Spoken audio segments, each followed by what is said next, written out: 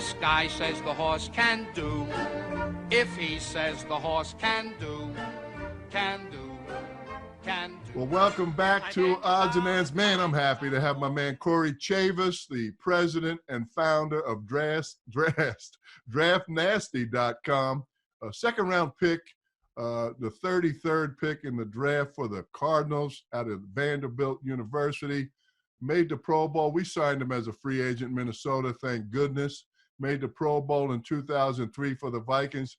8 interceptions that year. Had 20 career interceptions and had his first touchdown in 2003 against the Lions. My friend, former player for the Minnesota Vikings, Cardinals. And where was the other stop you had? You had 3 stops. What was the third stop? Rams. Other ones. Oh, yeah, you finished with the Rams. Yeah, Yep. yeah. My man, Corey Chavous. Welcome, man. Welcome.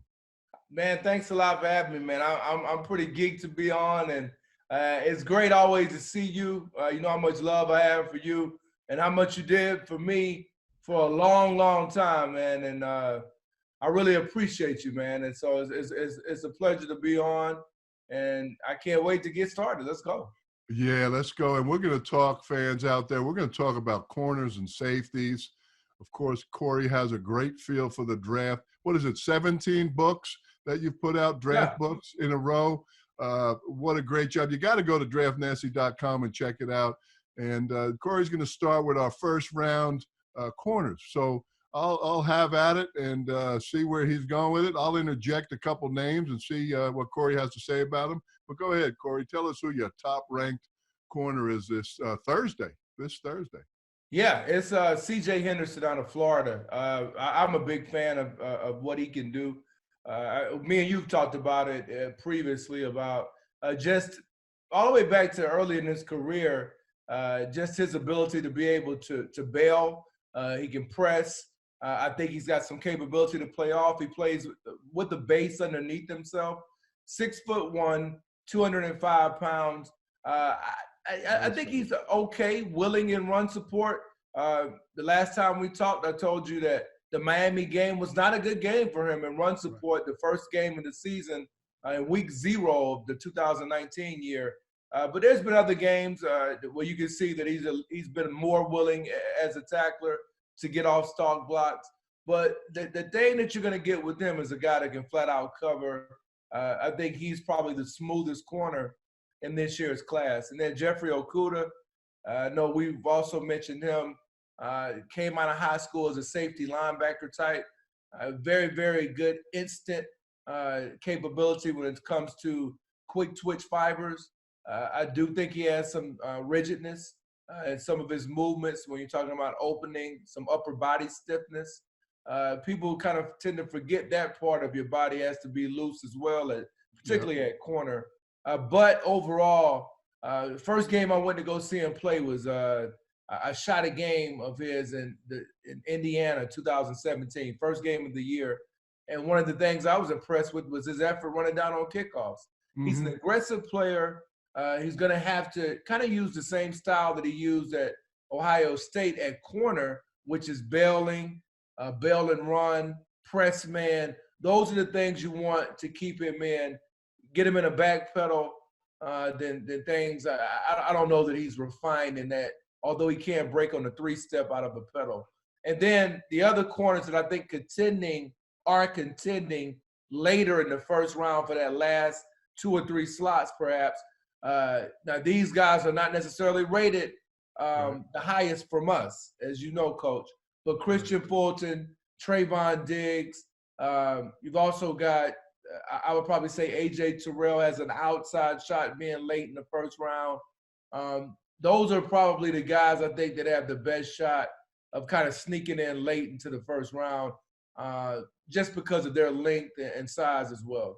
Well, Fulton from LSU, obviously, and Diggs, the brother, Stefan Diggs, who just went and got traded to the Bills from Alabama.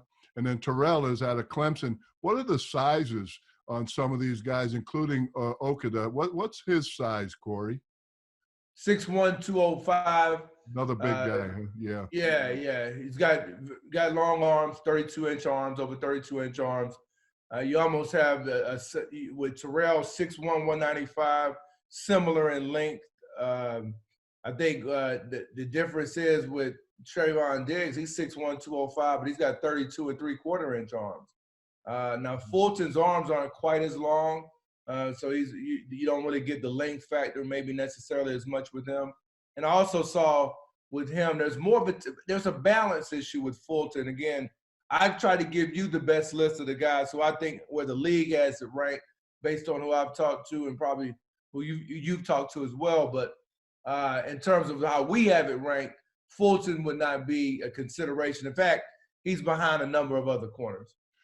What about the kid, and of course Utah has a couple of kids. What about the kid Terrell Burgess out of Utah? Do you see him as a safety or possibly a nickel, or would you stack him in that corner list that you have? You know, I think for me, he would probably go into it, and we would start him at safety if I were on a team, and I would give him reps at corner and just kind of see where he ends up being more comfortable. Thought he looked good at corner at the Senior Bowl. He's had his instances of looking good during school. My problem with him would be that, number one, the best defensive back on their football team the last 2.5 years is not even going to get drafted potentially, and that's Julian Blackman, a 6'1", 187-pound corner / safety who was very productive on the ball in school. He's the guy that I think is the best defensive back at Utah, whereas scouts and most teams believe the best defensive back is obviously Jalen Johnson. And then you could even make the argument at Utah, Javelin Guidry, who runs a 4.28 and is their nickel back. You could look at him. So I actually valued all of those guys higher than Burgess, who I think is a good player, runs in the 4.4 range, got good size, he's smooth. I actually liked him adjusting his angles in the middle of the field. One career interception, not a lot of on-ball production. Good season this year. Yeah, that's a doggone good group they have there. And they also have another guy, Tariq Lewis, who's also in the draft, and he's more of a late-round free agent kind of guy as well. So their entire secondary, and if you want to even take it a step further, because they got a 6'3" corner named Josh Nurse, who also is okay, another free agent kind of guy. So they were loaded on the back end. Oh, hell yeah, they were loaded. You wonder how they had any explosive gains against them having a secondary like that, correct? Yeah, no question. No question. You have any other guys in that second, third round tier? You mentioned a few of the guys like Fulton. You have any other guys that you want to shout out here for the fans and talk about? What about the kids from Auburn? You know, you have any love for the guys like Troy Pride Jr.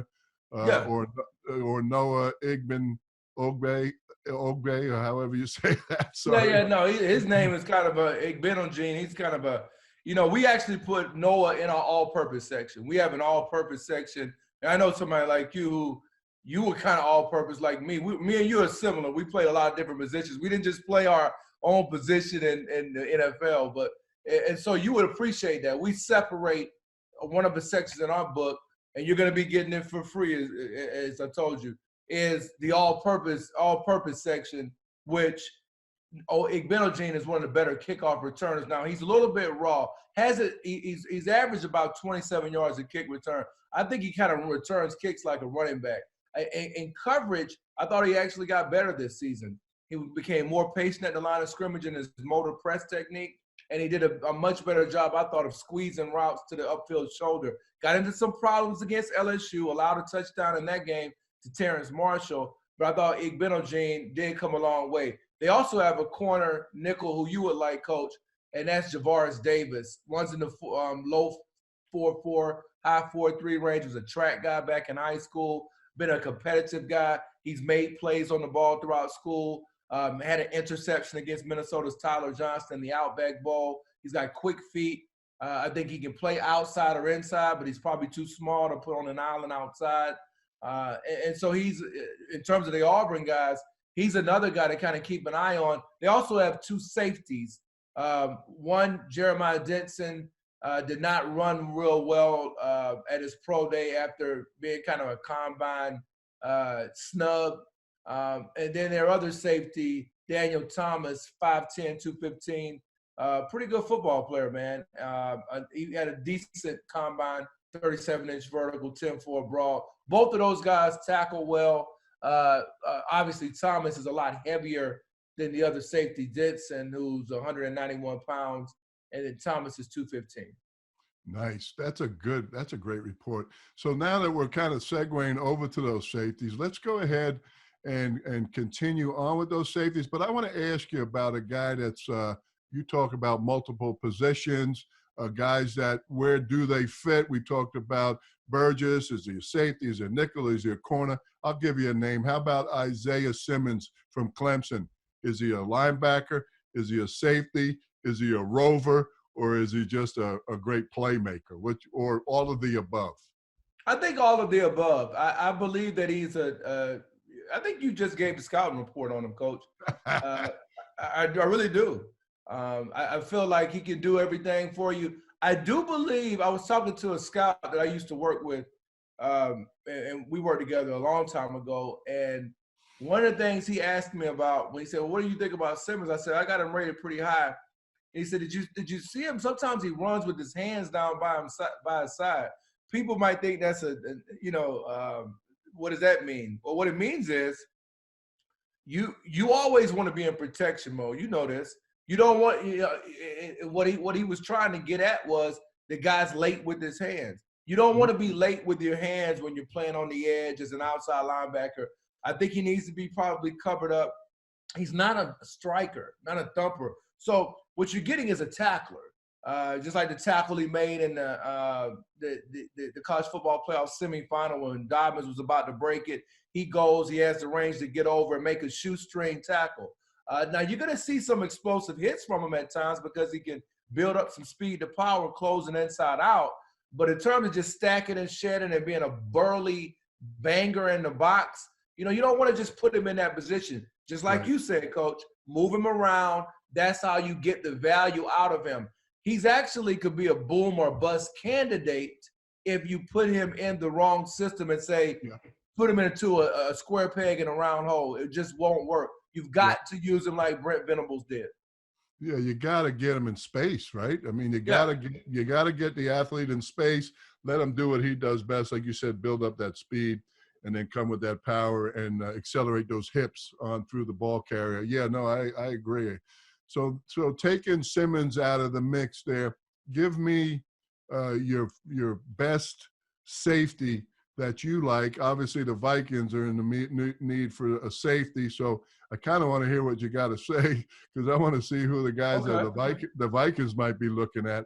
But who are you thinking there for your top couple of safeties? Well, for me, one of the top safeties is obviously kind of a safety / nickel, and Antoine Winfield Jr. You coached his father.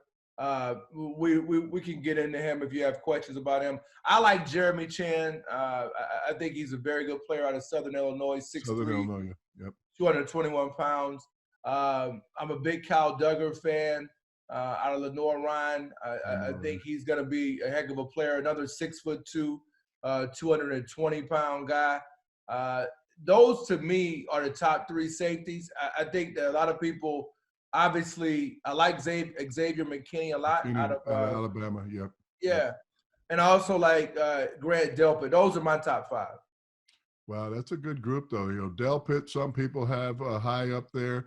Chin, I see him up there on some lists. Xavier McKinney, not as high as others, and some people don't have. I did see some first-round grades on Antoine Winfield Jr. Of course, like you said, you were teammates with his dad. We were able to sign his dad at free agency. Was fantastic pickup for us. Duggar out of Lenoir-Rhyne. Those are some good names. Let me ask you about Wallace out of Clemson, Kavon Wallace. You have any affinity for him, Corey? Absolutely. I like him a lot. In fact, he, to me, is in that range with those guys. He's right in that. He's in our top 10. Not quite as long as some of those guys, but one of the things, the advantages you have with Wallace is 5'11", 206, and he's covered a lot. And so what you get to see with him is you get to see him in situations one-on-one with the slot. At the slot, on a continued basis. He's a very good tackler, a guy that can bend, get down, wrap. I thought personally, just in terms of watching the film, he left too many interceptions on the ground. I saw one against South Carolina. I saw a situation, matter of fact, in the college football playoff semifinal, could have changed that game and wouldn't have even been late, a close game down the stretch, comes downhill, breaks on the football, excellent break, reads the eyes of Justin Fields, drops the ball. So I just feel like he's got to get better in terms of finishing plays. But in terms of just being a complete safety and can do a little bit of everything and can tackle and give you special teams, he's right up there with them, man. And by the way, 11'1" broad jump. So he's got explosion, and he's got what you look for in that lower body type of explosiveness that you want from your safeties.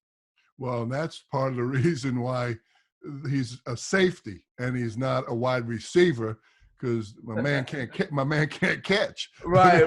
No, he definitely he doesn't have your hands at all. Oh, no. But I'm telling you, I mean, it was bad. You know, it's funny. Some of the better ball skill safeties in the draft are lower guys, like a Douglas Coleman III, who won't get drafted. I don't think he had 8 interceptions this year. So you get, I mean, he just had problems with his angles with tackling. So it's interesting that safety. I think the league does a good job of identifying how you have to play the position. The number one characteristic to look for as safety coach, as you know, and it was the reason I could move to safety for you. You got to be able to tackle, and you got to want to tackle. And Kayvon Wallace, the guy you mentioned, which I thought was a great job by you mentioning him, he is a really good football player. He'll probably end up being a steal for somebody. Yeah, and like you said, you got to be a willing tackler. I'll ask you about one more guy, and I'll let you go. Got to do this one. How about the Brooks kid, the Antoine Brooks kid out of Maryland? Any love for him at all for my Terps? Yes. We actually gave him a second-round grade, and so he's our 7th safety. Only thing that kind of hurt him is just, you know, some of the games we watched, like Temple, 79-yard touchdown allowed. In the slot, guy runs by him, doesn't open his hips in time, kind of because of the technique they use, a little bit of a catch technique at 5 to 7 yards. You know, that might work against a tight end, but I thought when he covered it, now remember, he played nickel for them. We just talked about Wallace. So he covered the slot a lot. And so I think a lot of people don't realize that. So you're going to get beat some, right? Everybody gets beat at defensive back. So that same game, though, Coach, and it's one of the things I like about the kid, A.J. Terrell, one of the things that we look for. How do you recover once beaten? You're going to get beaten. Yeah. So how do you recover after that? That was probably one of the best games I saw any defensive back play this year. The game I'm referencing that he had against Temple, and he gave up a 79-yard touchdown. You know, and he does not care. He is absolutely the most unbelievable throwing his body around. Plays special teams, the gunner. I like this work. You know, at the tackle position on the punt team. He does it all, man. And the thing he can do. He's a unique ability to get low and get underneath traffic to make plays. At 220 pounds, you could possibly use him as a nickel linebacker. Keep an eye on this kid. He's going to be something else. I think if he can get onto a roster, he's probably looking at day 3. Well, that's a good report on that. And then let me talk about what you're saying about that mentality. You know, defensive backs have to have that mentality because, as you said, everyone, the great ones, the Hall of Famers, they all get beat, and you got to be able to let that play go. That's a problem sometimes with some wide receivers. They don't have that mental toughness sometimes. They drop a ball, and then it turns into a game of drops. So I think that's a great point you made about, you know, being able to just forget about that last play when you just got burned and just move on to the next play. And all the great defensive backs, corners, and safeties I've been around in my career, my 35-year NFL career, they all have been able to do that. That's over. Move on.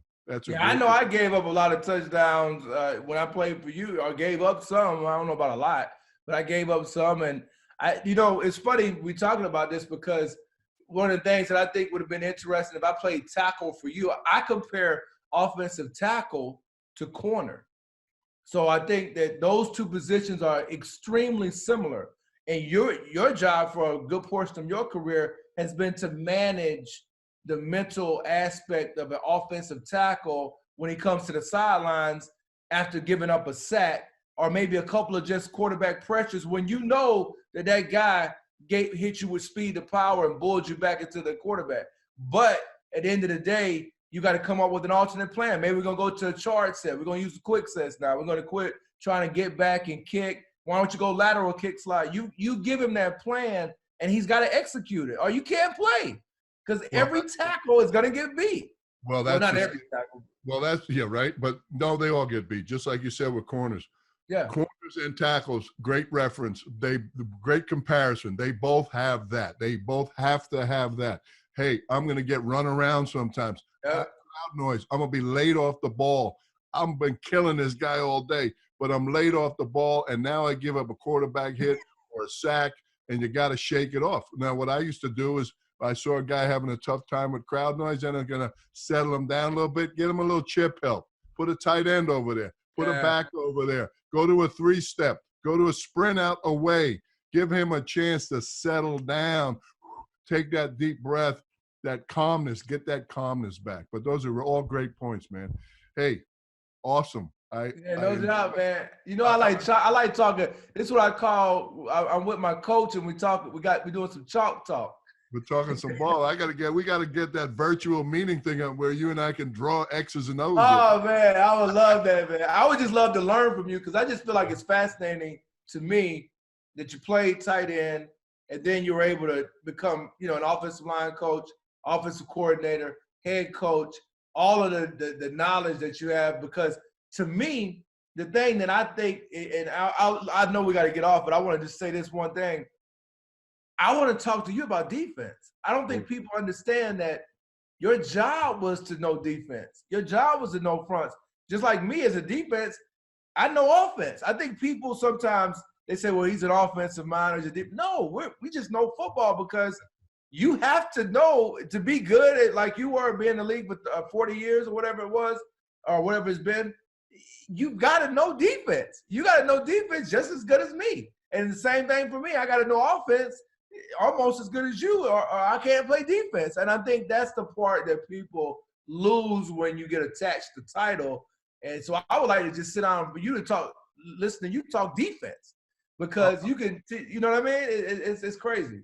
I'll give you one point on that, and then I'll let you go, is that I always learn this, and from a lot of great coaches, if on the defensive side, they're taking something away from you, and they're doing a great job of taking something away from you, they're giving you something else. There's something else there. Yeah. What you have to learn as a coach is you have to make that adjustment to, we can't run that run anymore. But you know what? Look how juicy this run is. And you got to be able to adapt in that regard and make those changes on game day. You got to be able to do it. Well, hey, man, I appreciate catching up with you. Looking forward to looking at your book and seeing where all your guys stack and where they all fall on Thursday, Friday, and Saturday this week. Let's stay in touch. Absolutely. And I got your little present on the way for you. Hopefully you'll get it all by. Right. All right, man. Appreciate Thanks a lot, Coach. I appreciate you, man. Much love. Stay safe. Stay healthy, man. Stay safe, too. Tell your family I said hello. Appreciate it. All right. Thank you. Well, that's it for this week's that's it for this episode of NFL Draft Preview with Corey Chavous of DraftNasty.com. I want to thank Corey coming on. I want to thank my son Nate Tice for coming on, doing 2 shows with me this week. Tomorrow's the Draft 3 Networks. Enjoy it. Stay home. Be safe. Social distance. We'll be back next week with Odds and Ends with Mike Tice, Arkansas Derby. If he says the horse can do, can do, can do.